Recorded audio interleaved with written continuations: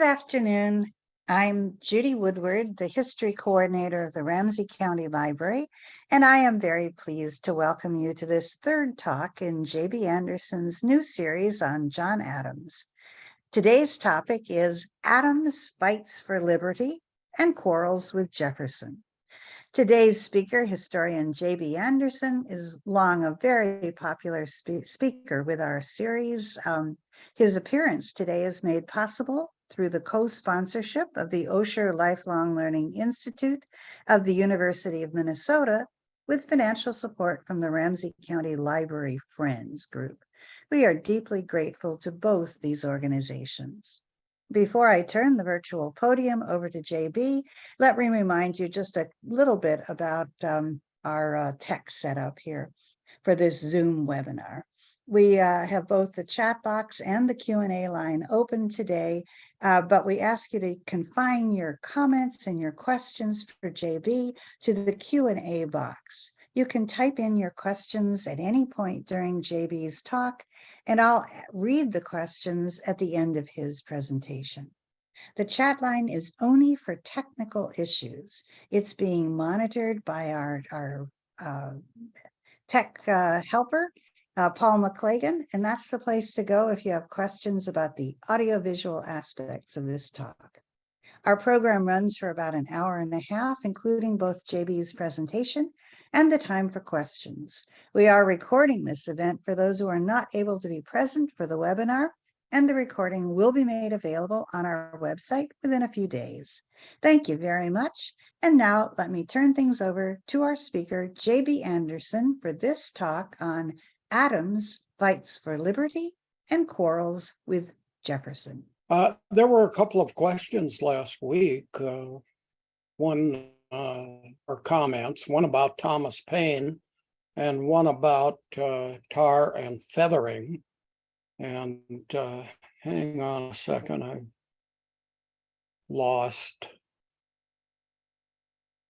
I have lost my, okay, we'll continue without it. So let's proceed first by talking about Thomas Paine. The question was, where was Paine most of his life in terms of living? Paine lived most of his life in the colonies, but leading up to the American Revolution, he was living in England. And you can see I've drawn a circle at the top of the map here around London.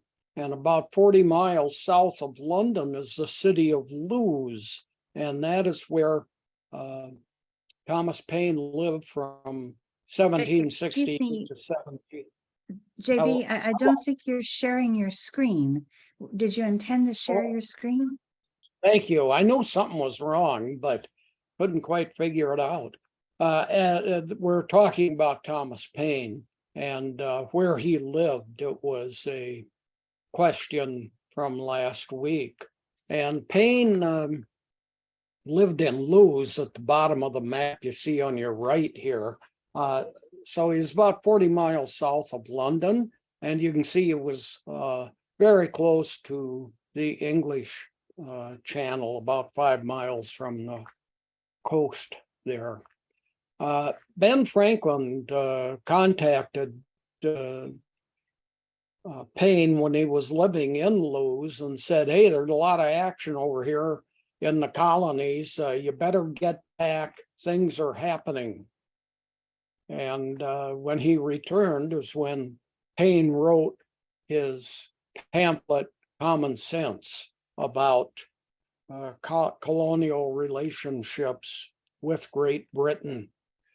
He also then, after the American Revolution, he moved to France, who was having a revolution at the time, lived there for a decade from 1792 to 1802. And that was the period of time that the First Republic of France had been in existence. And he was a huge supporter of the French Revolution and super critic of monarchies. Now, tar and feathering, and hey, these slides are intended to be humorous, but yeah, I was wrong about this. tons of online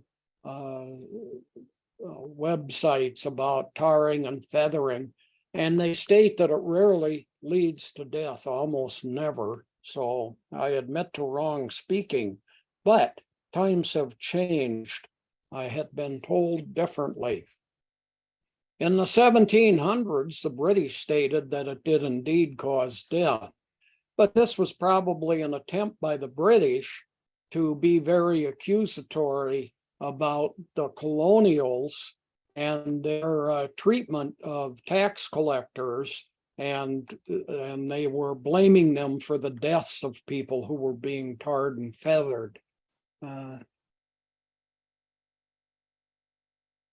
Also in the 1960s, I recall being taught when I was in college that this did indeed cause death. Over the years, I've asked a couple of medical doctors about it. They thought it would indeed lead to death, but you know, they weren't familiar with the practice. But when you state it in such a way to them that it's really causing the skin not to be able to breathe or sweat or so on, it does sound dangerous. I was suffering recently here from what historians call explanation for now, explanation having been a bit different in decades past. In the process of looking for this explanations, I was amazed that Wikipedia, which is an international organization, had a section in their tar and feathering writing about this gentleman, German-American farmer of Laverne, Minnesota. And there's a picture of him. And he was tarred and feathered in August of 1918 in Laverne because he was a German and we were fighting in World War I. And he openly spoke out against war bond drives in the United States around Laverne area. So thanks anyway for bringing this up. We got some good clarification for me on that issue. Now to John Adams. We are going to talk about his adult life after 1776. Our previous slides had been about before 1776. The Second Continental Congress is the first thing that we're going to talk about, and it's a reasonably lengthy section. These Continental Congresses were called when the colonies were thinking about separating from Great Britain. The Second Congress met during the American Revolution, and it started on May 10th of 1775 and went until March 1st of 1781. That's a total of 2,123 days, or 69 months and 20 days, or 5 years, 9 months and 20 days. So this Second Congress lasted for a considerable period of time. It started 8 months and 6 days after the First Continental Congress had banned. And this Second Continental Congress is where the Declaration of Independence was approved. And this was the first Declaration of Independence around the world. There have been many, many, many more since. First actions of the Second Continental Congress. Oops, sorry, I'm having. There we go. There, I got it freed up. It met in Philadelphia at Independence Hall. My only trip near Independence Hall was I went to visit Harold Stassen, a former governor of Minnesota at one time. Back in the 1930s, I was setting up a museum for him. He had picked me up at the train station in Philadelphia. And the museum was at the University of Minnesota because he was a graduate there. And he drove me past it on the way to his house to look at papers that he had there. British loyalists, that's people who were concerned about the US separating itself from Great Britain. They wanted a document put out that came to be called the Olive Branch Petition. And that preceded the Declaration of Independence, which declared independence. The Olive Branch Petition was a document to try to lighten ways between Britain and the United States. This is John Wilkinson. He was a loyalist, meaning he supported continuing relations with Britain. And he was a plantation owner in Delaware. And he became a founding father, mostly because of his opposition to the Townshend Acts. And he wrote a series of letters opposed to the Townshend Acts. But here we're going to talk to him. These were tax acts against the colonies. But here we're going to talk about his support for the Olive Branch Petition. This is the Olive Branch Petition. Look at the signatures on the right. There's John Hancock on the top. A lot of the same signatures on this document that are on the Declaration of Independence. John Adams did sign it. He was a reluctant supporter. You can see his signature at the arrow on the left there. So a lot of these same signatures were people who became more radical in short order and didn't want a nice message sent to the British, wanted a Declaration of Independence. Opening lines of this Olive Branch Petition: Your Majesty's ministers, persevering in their measures and proceeding to open hostilities for enforcing them, have compelled us to arm in our own defense and have engaged us in a controversy so peculiarly abhorrent to the affections of their still faithful colonists, that when we consider whom we must oppose in this contest, and if it continues, what may be the consequences, our own particular misfortunes are accounted by us only as parts of this distress. Your Majesty's ministers, meaning prime ministers, persevering in their measures and proceeding to open hostilities for enforcing them, have compelled us, and that's to write this Olive Branch Petition. So the letter mentions the prime ministers, places no blame at the feet of the King of England, George III, the affections of your faithful, still faithful colonists. This is kind of like they're bootleg liquors, you know. They wanted to still stay kind and accepting to the British government. The Olive Branch Petition called for colonists to determine who they could trade with, rather than Britain saying, hey, you can't trade with this country or that country.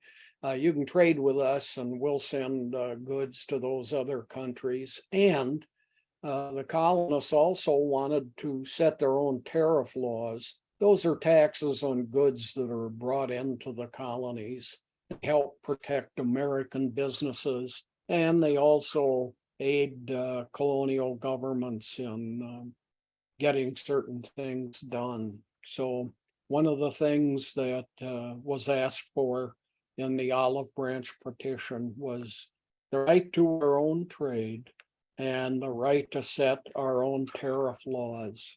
Adams opposed this petition, but as was not uncommon for him, he often said very little, worrying that it might cause more damage than already existed. He did send letters to friends, and they were considered to be private letters. And however, some got released, and here's a letter in Adams's handwriting, not on this issue. It's a letter to his wife, but it's an opportunity for you to see Adams's handwriting.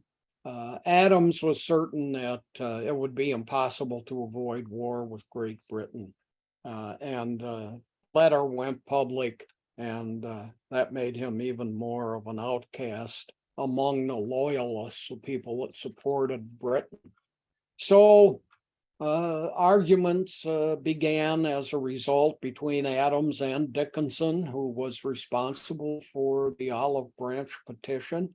Adams was a rebel. Dickinson and others were loyalists to the British government. Adams got 3 major items approved early on in the negotiations that were taking place within the Second Continental Congress. He got George Washington named the head of the army. Now all of a sudden, the colonies are going to start up their own army. They'd had British soldiers throughout the colony, protecting them against Spanish in the South and French in the North and Canada. And now all of a sudden, they're getting their own army going. You start up your own army like this. This is basically a declaration of war. Certainly sends you in the direction of war against Great Britain.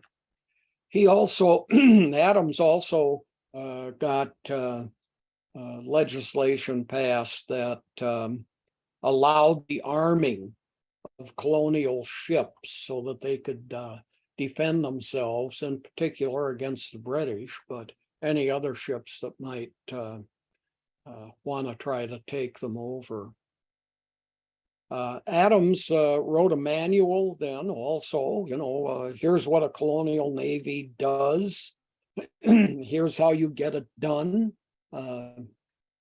So now there was a colonial manual for a navy, not simply a British manual for the Navy. The Lee Resolution is the next item that we'll discuss. Named for Richard Henry Lee, pictured here. He's the father of Robert E. Lee, famous in the American Civil War. And he introduced this Lee Resolution on June 7th, 1776. So that's about 3.5 weeks before the Declaration of Independence is issued. It says, the Lee Resolution, resolved that these united colonies are, and of right ought to be, free and independent states, that they are absolved from all allegiance to the British Crown, and that all political connection between them and the state of Great Britain is and ought to be totally dissolved. He's calling for independence here. And this is an individual statement that he makes in the Second Continental Congress. There's a copy of his signature at the top. So we have the first call for independence from Britain. And 3 weeks later, Declaration of Independence is signed. Here's a copy of his signature on the Declaration of Independence. This is the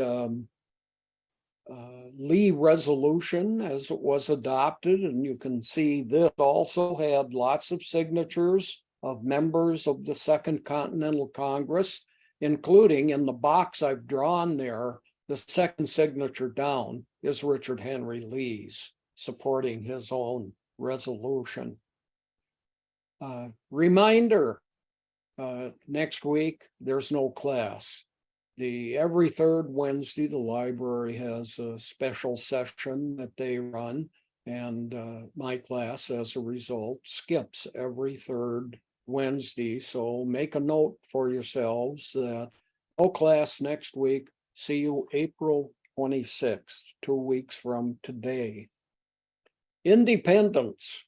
We're going to take a look at Adams and Jefferson and what their attitudes were toward the colonies declaring independence. Adams, pictured on the right here, was in full support of independence. Jefferson was kind of reluctant. They got together. There was a committee formed. We'll talk about that on the next slide. And Adams convinced Jefferson that he should write this document known as the Committee of Five. And they were to write a Declaration of Independence. So Jefferson, even though being reluctant to declare independence, serves on this committee and is chosen to actually be the main writer of the Declaration of Independence. The committee was made up of John Adams, Adams there on your left, then Livingston, Sherman, Jefferson, and Franklin, all five founding fathers. Adams got Jefferson appointed as the writer of the Declaration. He felt he was not the person that should do the writing. Many people were arguing that as the head of the committee, he should probably write it. But he said no, he felt Jefferson was a better writer. And three reasons, I guess. Jefferson's from the state of Virginia, pictured here. And Virginia was a huge colony, both in terms of size and population.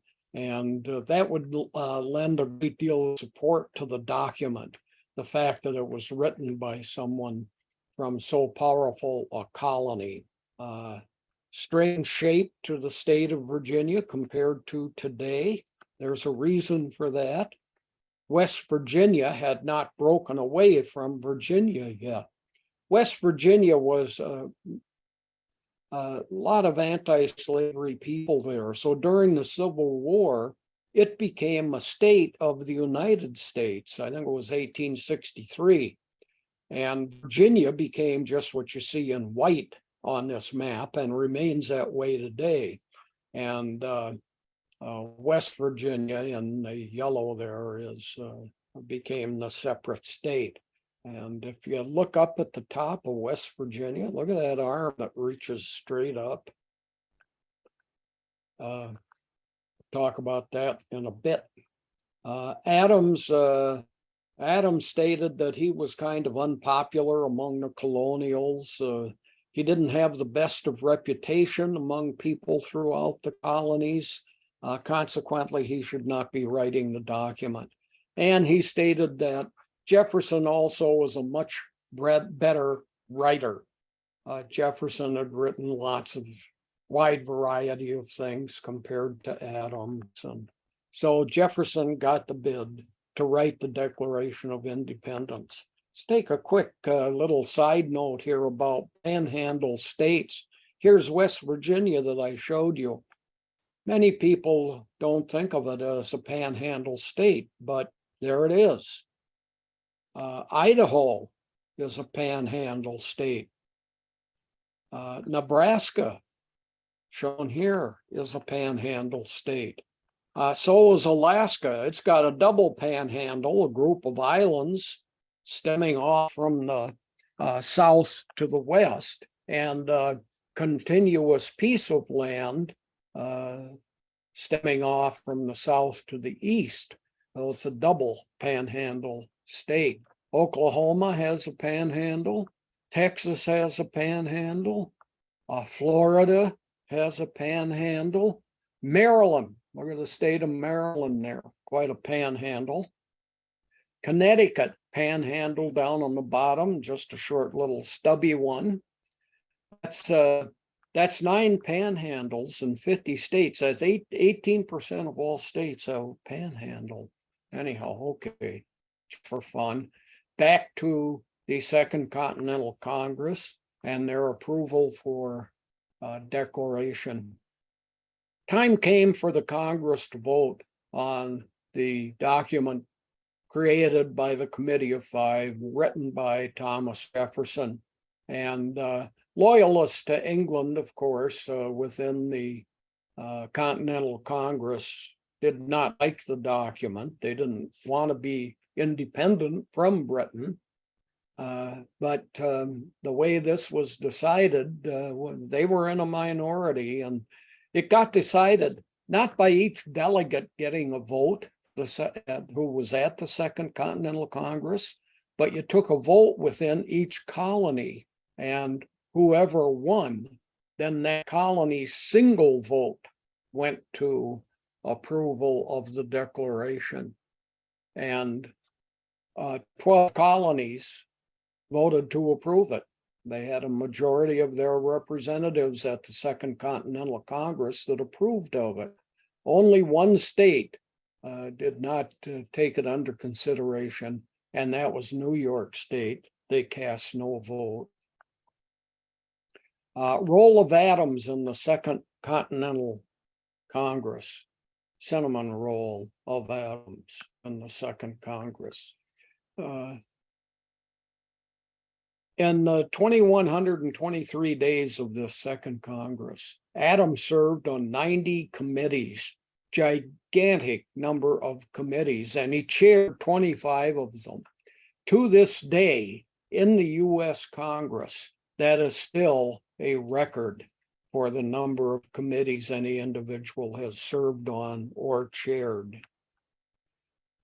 Most important committee that Adams chaired was the Board of War and Ordnance, because, hey, war was just around the corner here. So, War of Independence, and you're the chairman of the War and Ordnance Board. Adams was attacked as a result of his positions in the Second Continental Congress. He had letters that he started writing. What role was he playing here? He really was interested in maintaining contact with the officers and their ranks, making a list, who is where, what's their rank, what's their name, etc. And he wrote lots of letters to the commanders, such as one you see here, written to George Washington, who was the overall commander. And he kept track of the where the troops were stationed around the colonies, who was raising troops, how many had they raised, how were the troops being equipped, what supplies were being stockpiled, and he kept track of ammunition and food here. You can see there's crackers, salt pork, things that will last for an extended period of time, pork preserved with salt, and crackers that are cooked dry so they don't get moldy. And these would be good supplies for the soldiers throughout the colonies. Now, there was a peace conference. Hey, maybe we can stop all this from happening after all. So there was a peace conference that was called on Staten Island. And you can see Staten Island is one of the 5 boroughs of New York City: Bronx, Manhattan, Queens, Brooklyn, Staten Island. This is British Lord Admiral Richard Howe. He called this Staten Island Conference, hoping that he could prevent the war from starting, even though a Declaration of Independence had been issued. So, colonies, which now are calling themselves the United States, they choose 3 people to go and talk to Howe about resolution and possible avoidance of war. Benjamin Franklin, who you're familiar with, John Adams, also familiar with, but Edward Rutledge, another founding father, who is pictured here, was the 3 delegates that were sent to meet with Howe. Howe announced that I'm only going to meet with people that say they're British subjects. If you can't say, yes, I'm a British subject, then you're not allowed into this meeting. John Adams replied, "Now, your lordship may consider me in what light you please, but never as a British subject." Howe then made a list of people that were being super disloyal to Britain. And this list was intended that should there be war, when it's over, these people will not be pardoned by the British, but will have to stand trial and possibly be executed. John Adams' name was placed on that list. I always tell people, if you hear about something in history, try to relate it to the present day. Richard Nixon had a list. It was called his enemies list, and had a group of names of people on it that he didn't want to be those people to be given much authority or power, or people that were opposed to his policies in particular. Well, the Staten Island meeting takes place. Colonial representatives that show up for it say, "We want independence." And Howe stated, "I have no authority to grant you independence. That's something the Parliament and the King have to decide about. I'm just here to, let's talk about pending war and what can be done, and can you folks settle down?" The Prohibitory Act was an act by the British, and it stopped all trade with the colonies, thinking, hey, we hurt them economically and they're going to back off. They're so dependent on our trade. And the colonials then told the British, hey, you need to stop that act. That's a precursor to guarantee war. And at that point, Howe replied that the colonies need to be making fixed payments to Britain. That means the taxes or the tariffs that the colonies were being asked to pay, that they need to continue paying those. He got no agreement on that. Meeting lasted for 3 hours. I have a comment down there. I hope they weren't standing the whole time, but here's a drawing of that meeting occurring with the 3 representatives from the colonies and Admiral Howe. Where did the meeting take place? The house, this is it, was owned by a man named Christopher Billop, and he was a loyalist. He wanted to remain a part of Great Britain, to see the United States again as colonies. And he said, you can meet at my house. And here's where it is. This is Staten Island, and you can see it's on the tip of Staten Island. Here is a large porch type area that's constructed down at the ocean on this property.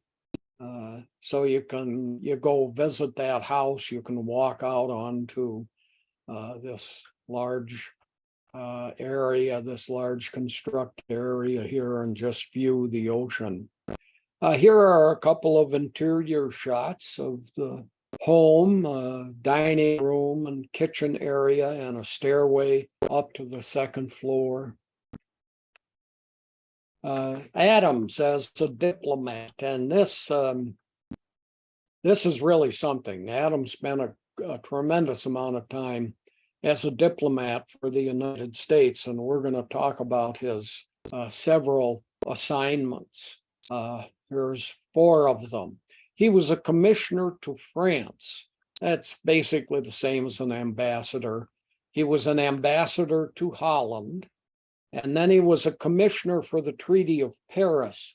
Once the American Revolution was over, the British had surrendered in 1781, but we needed to get a treaty. So part of the treaty group for the new United States was John Adams. And then he became ambassador to Great Britain after the signing of this treaty in 1781. 1783. And we're going to discuss all four of these. First, as commissioner to France, Adams was sent to France before the colonies became the United States. And he was there. His basic goal was to establish trade with France. England had pretty much locked up the colonies. We're going to be your only trading partner. Britain saw all of its colonies as a place where people would have to buy British products. Well, the United States wanted more trade partners. So that was Adams's basic function in France. And Britain had become very difficult. You know, they were saying, hey, we're going to cut off all trade with the colonies and really make you suffer economically, so on. Next thing we're going to talk about is the Model Treaty, not pronounced model treaty, but Model. This was written by Adams, and Ben Franklin was the major negotiator. He was also in France at the same time. This is a 1776 treaty, so it occurs, the year of the signing of the Declaration of Independence. Now, this Model Treaty had 5 major provisions. First, all ports are free and open between France and the United States. Any French ship, any U.S. ship can come and go as you please between the two countries. All goods can enter, goods from the United States into France, French goods into the U.S., and there will be no tariffs, no duties, no taxes on any of these items. Other neutral nations, if they so wish to use the ports of France or the new United States, they can do so. And trade will be open to these other neutral nations, nations not being Britain or associated with Britain. There was a list of items that could not be traded, were contraband items, so they were prohibited. I could not find a list of what those were in this treaty, so I can't explain anything further on that. Weapons can be supplied to the United States. We need weapons. Please sell us some weapons. Now, you don't have to do any military support. You don't have to say, hey, we're sending troops, etc. But part of the trade that we want to make with France is the buying of armaments. So all goods can enter, but there's a list of contraband items. That's the basic element of this Model Treaty is trade. So, and this treaty was approved in 1778. So we are a year and a half, 2 years almost into the American Revolution. And my graphic there shows a clipboard, which is indicates the approval of this treaty, but clipboard wasn't invented until 1908. So Adams didn't use a clipboard. And it was invented by a guy named George Henry Hansman. Commissioner to France, again, another element of his accomplishments as commissioner to France was the Treaty of Amity and Commerce. Amity meaning pals, so this is a treaty of be my friend and let's do business. This is again, United States and France. France, according to this treaty, recognizes the United States as an independent and a separate nation from Britain. Lots of trade items that were doubly approved here. They talked about these items again. One was the use of ports. One was what items could be traded and couldn't traded. Another one was about stolen ships. The British had come up against a colonial ship and say, hey, we need all your sailors. We lost some sailors in a recent battle. And they'd take all the sailors off the ships, or they'd remove the cargo, something like that. It also dealt with fishing rights around France and the United States. Spain never spoke out openly about this treaty, so no one knew about it except France and the United States. Spain said, we want to be a silent partner to this treaty, and they were indeed made a partner. Commissioner to France, next major item, Treaty of Alliance. If France goes to war with Britain at any time during the near future, France will then join the US in the war now waging against Britain in the American colonies.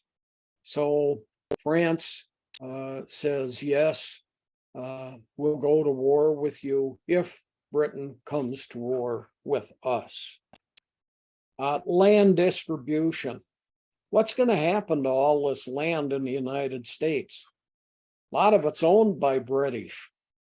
So what about land captured by the United States? Okay, land's taken from Britain and North America. They'll go to the US. So anything the United States conquers that belonged to Britain, it's now part of the United States. France can get and keep islands that are owned by the British off the shores of North America. Major item here being Jamaica. That is, if France comes into the war. Then French lands in North America. So any land owned by French citizens in the colonies, or any lands such as Quebec to the north of the United States, will stay away from your French-owned lands. They will stay with you. Any nation that's injured by Britain can join this Treaty of Alliance between France and the United States. Adams then becomes ambassador to Holland. Holland was a republic at the time, meaning that it elected officials and had a government that people chose. They weren't chosen by a king. Colonies were headed that way. We were going to be a republic also. And Holland was very interested in what was going on between Britain and the United States. And here's a map of Holland. You can see Belgium is to its south, Germany is to its east, and it's just across the ocean there from England. So Adams goes to Holland, but nobody'd meet with him in Holland. Holland was worried about taking sides in this British United States conflict. They weren't sure what might happen with it and how negative it might become for them, especially if Britain takes over the colonies, and then now all of a sudden Netherlands is an enemy to Britain. So they didn't take sides until the war was over and the United States had won it. Once the war was over, then the Dutch people and Dutch government were very willing to speak with Adams, and he was accepted as the first United States ambassador to Holland. And the Dutch, there was a tremendous amount of support among the citizenry of Holland for the American Revolution. Not so much in the Dutch government. Again, they were worried about protecting economic rights, trade with Britain, etc. So Adams is the first person accepted. It's 1783 treaty that ended the American Revolution had not yet been signed. So the United States was still a confederacy. And Adams, however, has now gotten recognized. And here's a plaque that's on the house that he lived in 1781, which is when the war was decided. It just took 2 more years to get a treaty together. John Adams, first U.S. ambassador to the Netherlands, second president of the United States. This was his house when he was ambassador here, and he had purchased that home. Here's a picture of it. It's that one in the middle there that you see in total. A modern day photo of it. You can see automobiles parked out front. And for many years afterwards, this then became the United States Embassy in Holland. Adams negotiated a loan. The United States needed money, and they got 5 million guilders from Holland as a loan. In 2020, that's about 500 million US dollars, so a tremendous amount of money.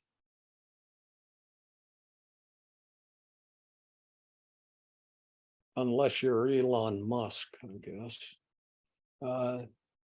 Secondly, a trade agreement was reached. The Dutch were now willing to sign agreements with the United States. So Holland and the US now have a trade agreement.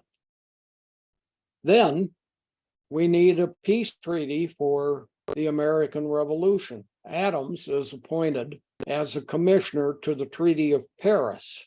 So let's take a look at some of the introductory material for that. Treaty of Paris is what ended the war with Britain. Serving on the United States Committee negotiating with the British, who appointed Richard Oswald as their negotiator, were John Adams, Ben Franklin, and John Jay. John Jay was a founding father, and he became the first Chief Justice of the United States Supreme Court. Here's a commemorative stamp of that event. One of the negotiating sessions between the 3 U.S. representatives and the single British representative. Countries that favored this peace treaty: the United States, Britain, which had backed out of the war, and France and Netherlands all supported the United States and Britain coming to peace. Spain wanted the fighting to continue. The reason they wanted the fighting to continue is they were silently associated with the United States, and they wanted to be able to control the Mediterranean area, and in particular the Strait of Gibraltar, which was controlled by the British. So if the fighting would continue and the British could be even further defeated, then Spain could come forward and say, we want to control the Strait of Gibraltar. John Jay approached the British. He said there's too many countries involved in this thing. Holland wants in, Spain is of concern, France, it's just too much. So an agreement between the United States and Britain is that we're going to be the only 2 signatories of this Treaty of Paris that ends the American Revolution.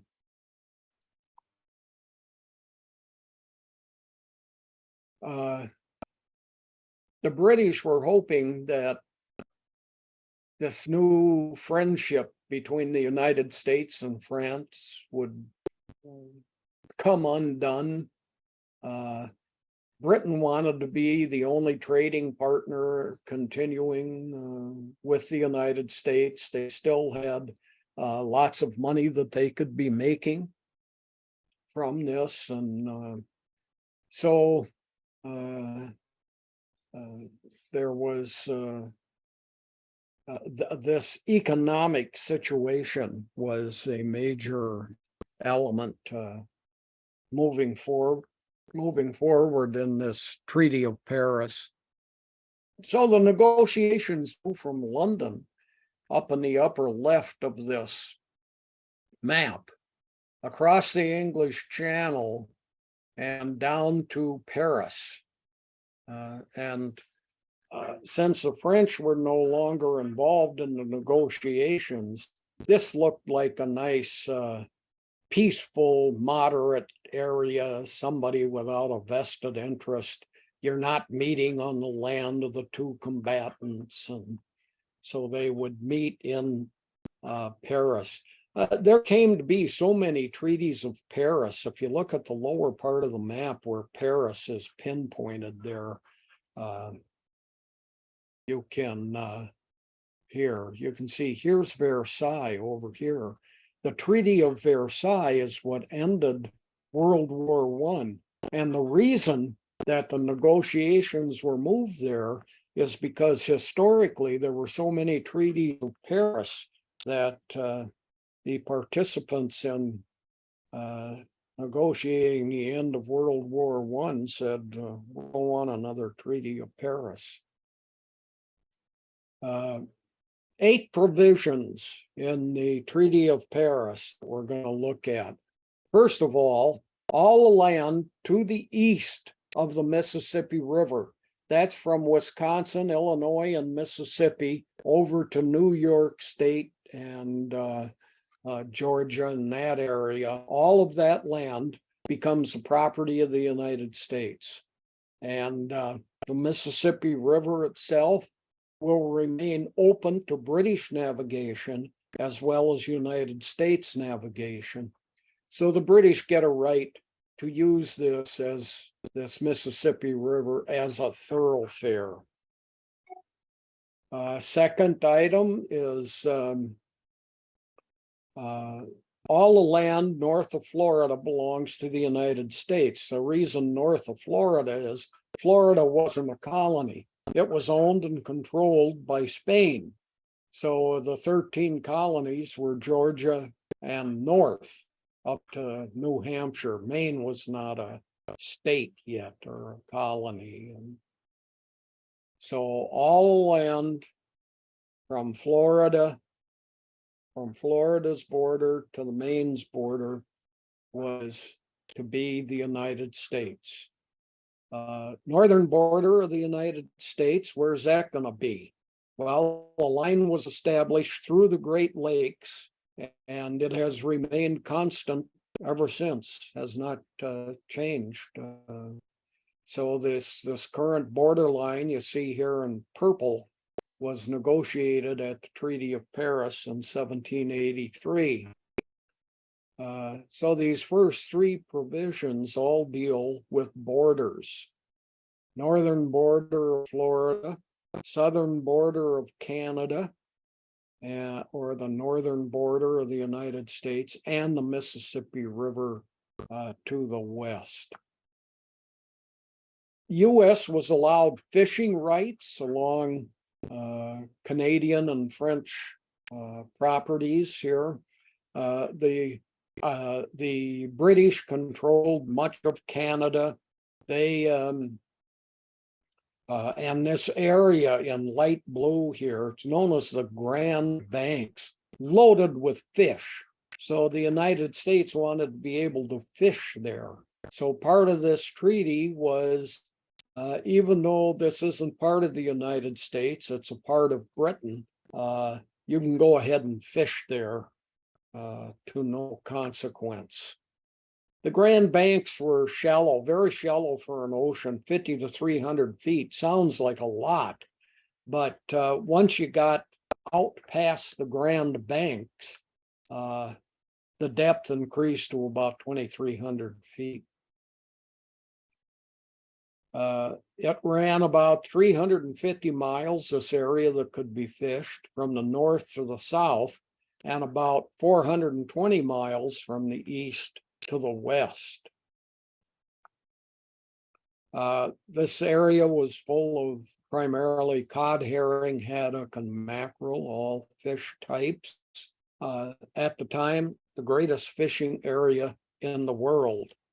It's estimated and argued by many historians, and rightfully so, that this area was being fished by the Basque, who were a group of people in northern Spain in the 1300s.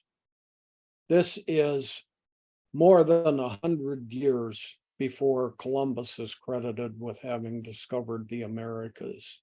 It's the Spanish, northern Spanish peoples were fishing this area.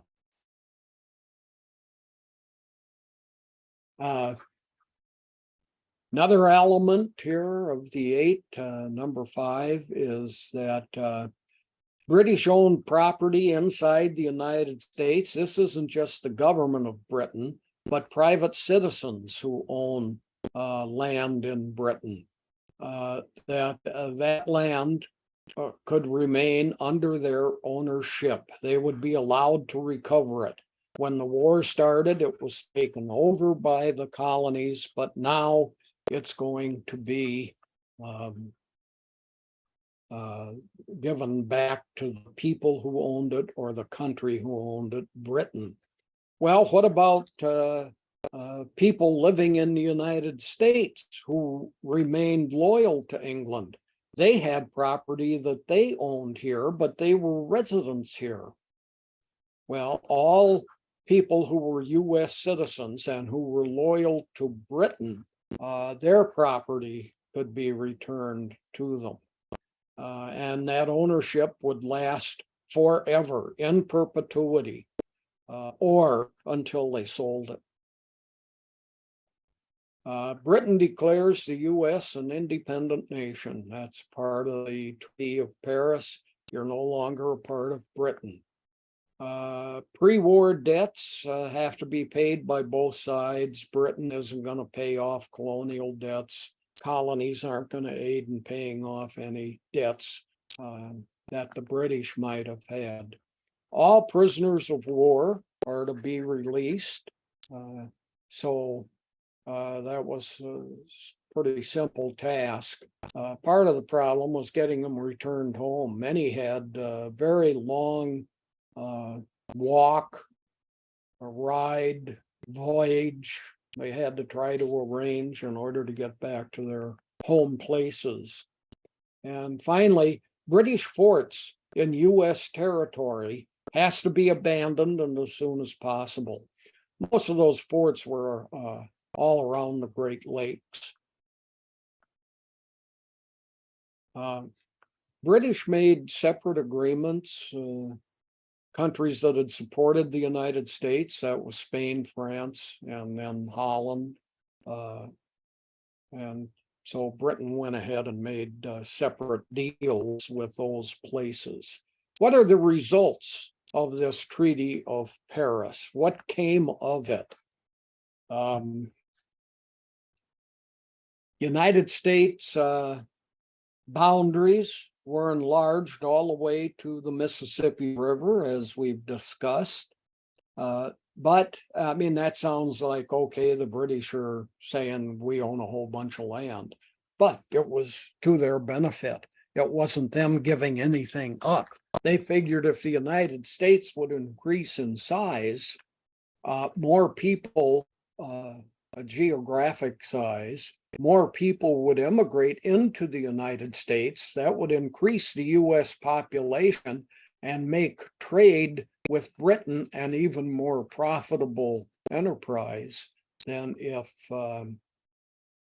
Britain had just said, no, that's your land. So Britain had a vested interest in seeing to it that the United States had land to expand onto. The state of New York was claiming Vermont as part of New York. You're part of us. You shouldn't be a separate state.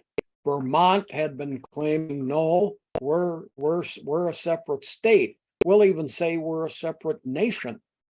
Finally, Vermont became a state within the United States. The United States ships, even if they were privately owned by people living in the colonies at the time, were protected by Britain. So they could sail across the Atlantic Ocean. And if the French tried to give difficulty to a colonial ship, they would have to deal with Britain. Well, now the colonies are no longer part of Britain. They're a separate nation, the United States. So now, United States people, private citizens who own shipping between Europe or even between India and the United States, they no longer had the protection of Britain. And a lot of and Britain controlled the Mediterranean Sea that you see on the lower half of the map here. And these private companies had to make arrangements with the British. Colonies are no longer a part of Britain. You can't just sail into our waters. And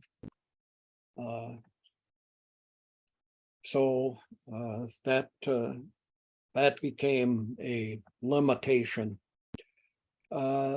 Some states refused the treaty. They didn't like the Treaty of Paris that ended the war.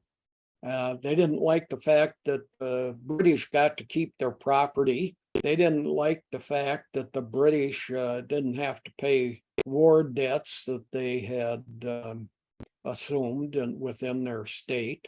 And they didn't like the fact that the Loyalists were also, according to the Treaty of Paris, going to be able to keep and maintain the property they owned within the United States.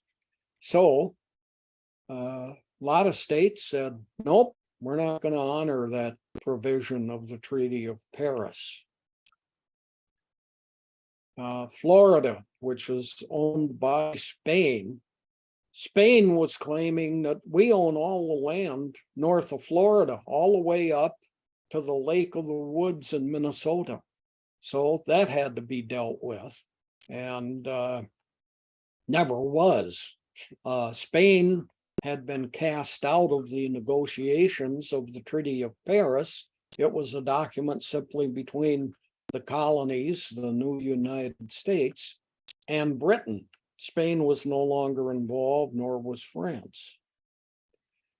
Fourth, northern border never got defined of Florida, and that created a lot of difficulties. Where's the line that divides United States ownership and Spanish ownership? And finally, the issue was just ignored for about 35 years or so, and finally, the U.S. seizes Florida, takes it over. That occurred in 1819, and Florida becomes a part of the United States.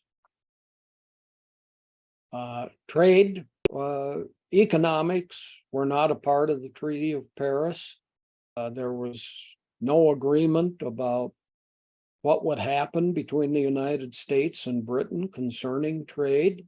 That waited for another decade before there was a separate treaty about trade with Britain, and it was a huge treaty that opened up trade with Britain very widely, and people who supported France and the French Revolution were opposed to it. They said we should be supporting France. We shouldn't be making treaties with Britain. Thomas Jefferson was one of them.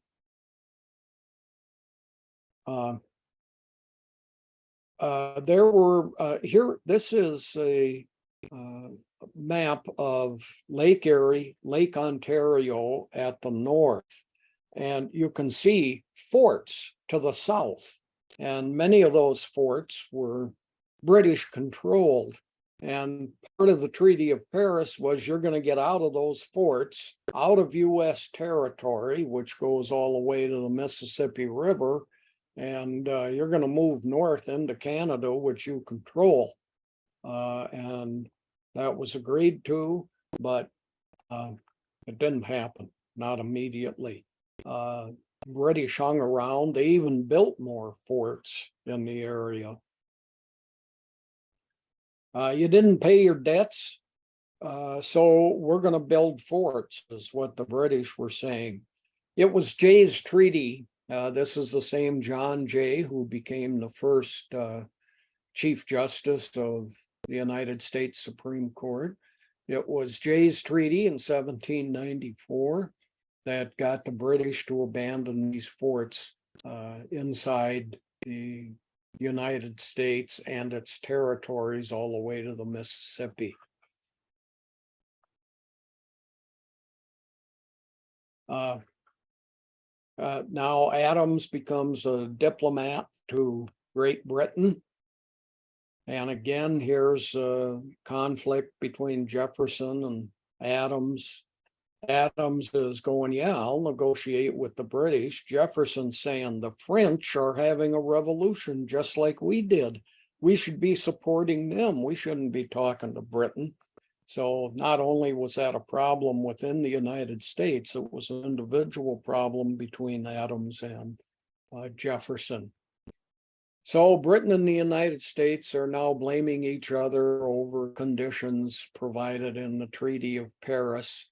Not a whole lot's getting done, but the hope is Adams, as ambassador to England, will be able to resolve some of that.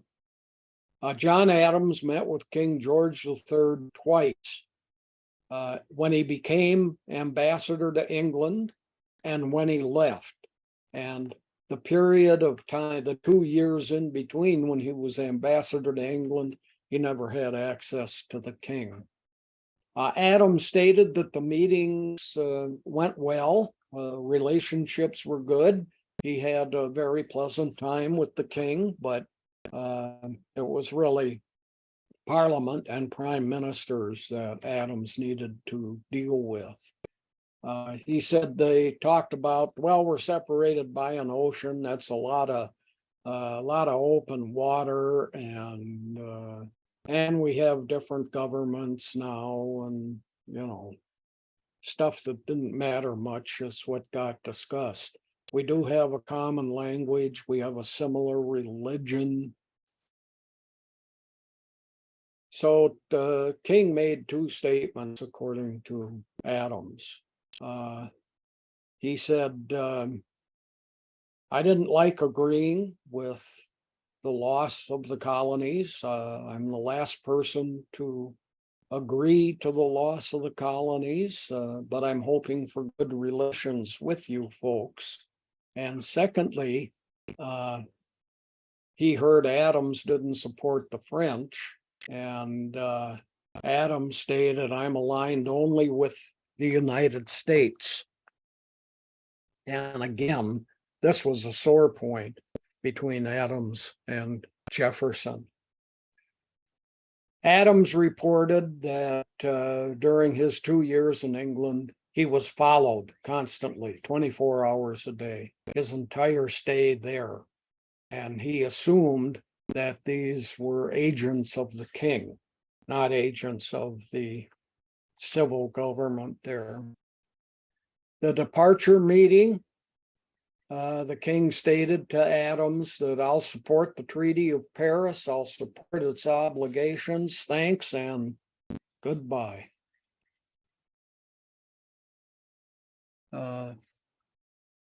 The Massachusetts state legislature now, the diplomatic period of Adams is over.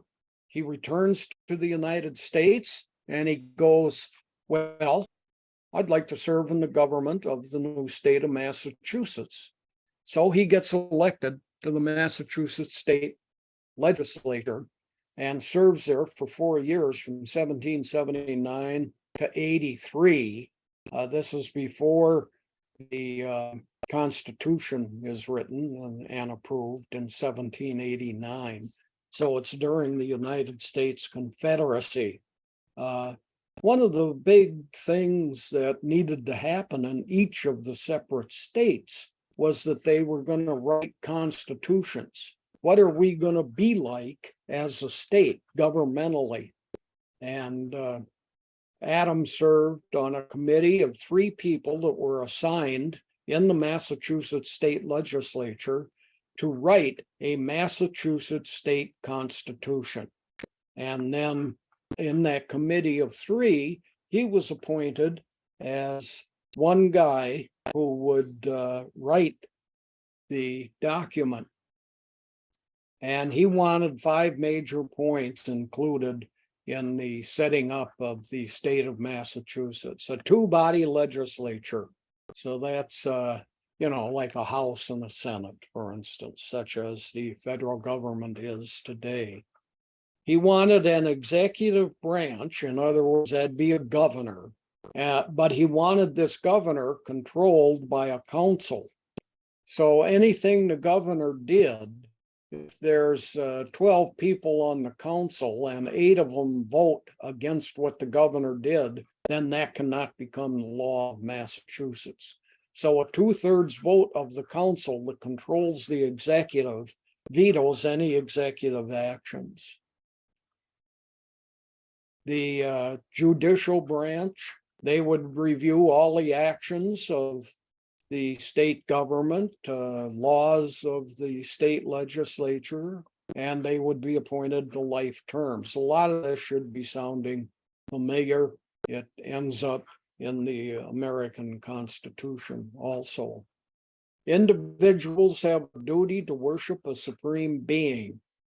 The U.S. Constitution says freedom of religion. Now that sounds much more inclusive of atheists, non-religious people, whereas here a duty to worship a supreme being kind of eliminates in Massachusetts any grounds for atheism.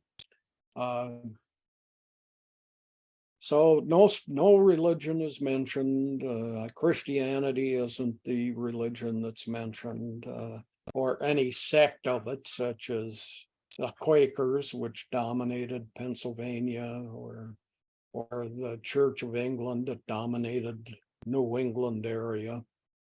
And 5, free public education for 3 years. So here's very young people. You just go to school long enough to learn how to read and write. And that's the end of free education. Then your parents are going to have to pay for it. And if you can go on to college and so on. And that was mostly then for rich kids. Now that's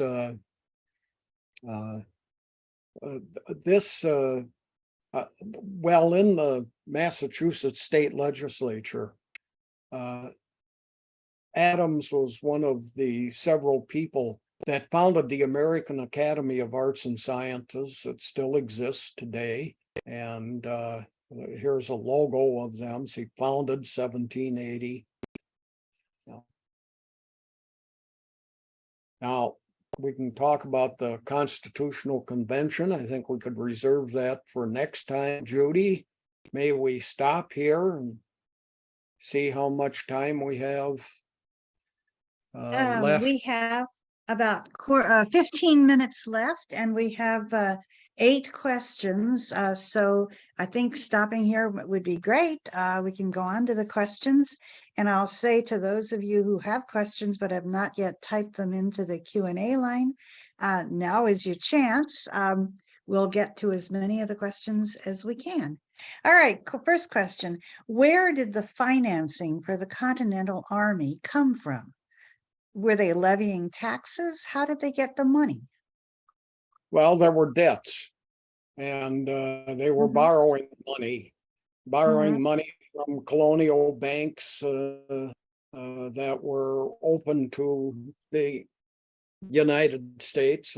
And of course, it became a tremendous debt by the time the war was over. And that Treaty of Paris, Britain says we're not going to pay any of those debts of yours. And some states refused to repay them. Some states did repay them. So it's It was pretty Mhm. much loans. And then, of course, a massive loan from Holland The once, Netherlands. once the United States Mhm. had gotten to a point where they were winning, and Holland said, okay, we'll loan you money. And that was a massive amount of money, which could go to pay off those state debts also. Mhm. But of Yeah. course, that left a single large debt to Holland. Mhm. Yeah. Was that debt to Holland ever paid? It's the I don't know. Netherlands. Yeah. Uh-huh. Okay. Yeah, All right. I don't know, but hey, 2 weeks from now, I'll tell you. Okay. How many representatives did each colony have at the Second Continental Congress? It varied, and the reason it varied, they had set it up, and I do not know what it was based on, but it varied because a lot of the people appointed to come to the Second Continental Congress said, I don't believe in this, so they never showed up. As a matter of Oh, Yeah, the first Continental Congress had to wait quite a while after some representatives showed up because they didn't have a quorum. mhm. They would say you got to have more than half of the appointed representatives here before you can start. And they had to wait some time before they could start procedures because people were not showing up because they didn't want to. They didn't want to Mhm. take part of it. Mhm. Okay. All right. Next question. Either of us, I think, could answer this question, but I'll let you do it. Questioner says, are there two more classes after today? And did you want me to just answer that? I've got the Yeah, dates. yeah, go ahead. Well, first of all, this is a great question because it points out that there is no class next week. That is because the library holds its monthly history book club discussion on the third Wednesday of the month. We still have spaces in that discussion, which is online. If anybody's interested, you can go and sign up. Our book for next month, for this month, is South to America, the National Book Award winning book by Imani Perry. Her name is, I believe. Yes, Imani Perry. So our next class will be 2 weeks from today on April 26th, and there is one more class after that on May 3rd. Both of those classes will be online. All right, so moving on, I have always heard the term colonists used, but you use the term colonials. Is colonials now preferred over colonist? No, I just happen to use it. It's the same, means the same thing. Sure. Yeah. Uh, Okay. I think colonist probably has a more of an individual person sound to it. You're a Mm-hmm. colonist. Uh, Mm-hmm. you're a colonial kind of, but I mean, it might sound like that makes you more part of a group, but I always thought colonist is a noun and colonial is an adjective, but yeah, that's, yeah, you know, that's just a first impression. yeah. Okay. Were there any residual negative feelings between France and the United States left over from the French and Indian War? And what about during Adams' diplomatic activity? Were there any residual negative feelings because of that war between the Americans and the French? Yeah, sure there were. However, things change. Frequently, our Mhm. enemies became our friends and vice versa. And there was lots of arguments about whether we should be friends with France or friends with Britain. And of course, the thing that really changed the attitude about the French and Indian Wars trying to take over parts of the colonies.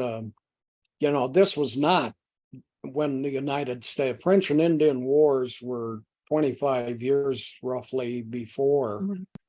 there became a United States. And Yes. George Washington served in that war as a British officer. Mhm. So it was really a war between France and Britain, not between Mhm. France and the United States. Yeah, Yeah. yeah. Yeah. And then that stuff changes, once Mhm. there became a tremendous amount of advocates, Thomas Jefferson among them, for France, because they were Mhm. having a revolution, and that sounds just like us. We just Yeah. had one. Now France is Mhm. having one. Yeah, Um, yeah. yeah. Mhm. Okay, were British forts essential to the fur trade after the Treaty of Paris? British what was that British word? forts, armed forts, Oh, and were they? essential to the fur trade after the Treaty of Paris. Oh, yeah, that's an argument that's frequently been used, is that it was an economic war. Mhm. And it certainly was, both in terms of territory and in terms of fur trade. There was, huge fur traders, huge companies that were English in origin, but there were also many that were French. And it was Mhm. really the French, individual Frenchmen coming into present day Canada and uh, trapping animals, and that Mhm. started the whole thing. And so you went from individual Frenchmen being the basic economic unit in the fur trade to very large and government approved British fur trade. I see. Uh, Did Abigail Adams accompany John Adams to the Netherlands and England when he was ambassador there, or did she stay in Massachusetts? no, she stayed in Massachusetts, and there was something like a 15-year period through their marriage where they were not together. He was living in Mhm. Europe, and she was living in Massachusetts, and Mhm. I recall reading about John Quincy Adams asking his father about that and why and so Mhm. on. But no, she stayed home. There were children, Mhm. so it was a matter of moving a family, not simply moving husband and wife. But And, since John Quincy Adams, as a very young teenager, I thought did accompany his father to Europe, why he didn't was Abigail go along too? oh, uh, I don't remember what his age was at the time, but I know he Mhm. was 14 years old when he was in England with his father. Yeah, And yeah. his father hooked him up with an ambassador who was going to Russia. And at the age Mhm. of 14, uh, Yeah, John Quincy Adams was an assistant to the ambassador to mhm. Russia. Yeah, yeah, huh. How were the Native Americans handling all this land movement, and what were they doing about it? What was the role of Native Americans uh, during these struggles? Well, they had no voice. First of all, you've got a kind of a single entity, even though it's France in the north and Mhm. Britain to the west, and they're moving in on native territories. Now, the native territories, however, those were also people fighting among themselves. Mhm. They had established boundaries, and the British are forcing Native American groups further westward, and they're infringing on boundaries of other Native American groups that they had agreements with, and the whole thing becomes very complex. And of course, France and Britain and eventually the United States want all that land that had belonged Mhm. to Native Americans. And the one time the French and Indian War was the French aligning themselves with the Indians and promising that you can keep your land when this is over, but we want to protect our land from the British invading us and so on. So it was, and it became massive genocide for Native Americans. So were there strategic alliances made between different tribes and the combatants on either side, maybe to gain advantage of one tribe over another? Alliances might have been made with the British or the colonists or anything like Pushing that them going out, on? pushing Native Americans out of the way was the main thrust. Okay. But there were that was done through treaties. Mm-hmm. Mm-hmm. And Native Americans weren't told everything that was in the treaty. They were told here's what it contained, so on and so forth. And then there were minority groups within the Native American tribal associations that were minorities that were signing these treaties. So you had a majority, in many cases, a vast majority that didn't approve of these treaties that were made. So you get individual agreements between the French, the British, and the US with a few members of a tribal group who get a reward of some kind, and the rest suffer who never approved of it. We're running out of time, alas, so I'm going to try and roll the next two questions into one. At the beginning of the 20th century, I believe it was Charles Beard, a famous historian of the time, wrote an economic interpretation of the Constitution. And this questioner is struck by the importance of the economic considerations in the demands for independence. Could you talk about that? Is that... is Charles Beard's thesis still well regarded? What was the balance of economic versus political demands as a precursor to the revolution? Almost everything I've talked about today is economic in nature. Yeah. It was treaties about trade, who can trade where, what kind of taxes are going to be charged for goods brought into somebody else's country. I can see, and the whole argument that the American Revolution was not a revolution. It was a war for independence. And it was the upper classes of the colonies, the United States, and the upper classes of Britain fighting for economic control over the colonies. And it really wasn't a political war, according to in Beard. the sense that the French Revolution. Yes. And by the way, Beard's wife was a tremendous contributor to his writings also, Mary Beard.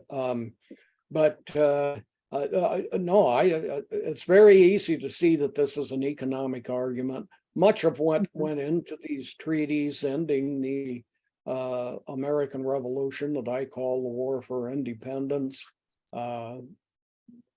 much of those arguments were economic in nature. Who gets to go where and do what, and will our ships be protected that are carrying goods? Okay, I'm sorry to say we're out of time. I apologize to those whose questions I didn't get to. Remember, no class next week. We will see you in 2 weeks. Until then, I would like to thank J.B. Andersen. I'd like to thank our able behind the scenes assistant, Paul McClagan. And most of all, I'd like to thank the audience. Well, not most of all, but I'd like to thank the audience for their excellent questions. So we'll see you in 2 weeks. Thank you very much. And goodbye, everyone.